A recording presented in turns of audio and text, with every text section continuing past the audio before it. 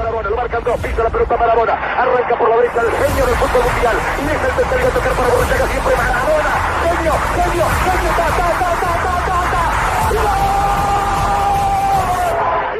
Greetings, football lovers. Welcome to Ball Chat at the World Cup 2022. My name is Benton. We'll take a look at the teams. We're taking a look at the teams at the FIFA World Cup 2022.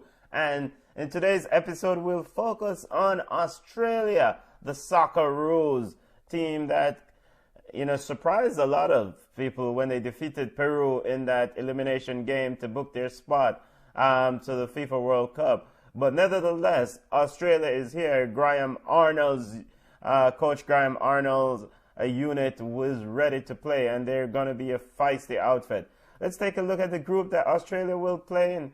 Australia will be in Group D. They will play France, Denmark, and Tunisia for honors in that group. They're in Group D. They'll play France, Tunisia, and Denmark for honors in that group. Let's take a look at the Australian schedule, the Socceroos schedule at the FIFA World Cup. France, they will kick off their opening day match against France on November 22nd, Tuesday, November 22nd. Then they will play Tunisia on the 26th, and they'll wrap up their group play against Denmark on the 30th. Australia's history at the World Cup, family. This is their fifth consecutive qualification to the final. The 2016 was really the gem of the group, of those teams that qualified. It made it to the round of 16, led by the one Mr. Tim Cahill, probably the best Australian player, the most recognizable Australian player there is. So the 2006 unit was led by that man, Mr. Tim Cahill, scored 2 goals at the death to secure the victory over Japan that eventually booked their place to the round of 16. Japan was leading that game 2-1. So Australia doesn't have a rich history at the World Cup, but the fact that they have made it to 5th consecutive World Cup, including the Qatar World Cup that's up on us, that's something that's impressive. The golden generation was that 2006 team with Tim Cahill and company. A lot of good players on that team, a lot of players that ply their trade in different parts of the world. Let's take a look at that goal, or the goals, one of those outstanding goals by Mr. Tim Cahill. And Cahill has scored some really great goals in his playing career, both for Everton and also for Australia. The goal to set things up, Japan led 1-0 for the most of the game.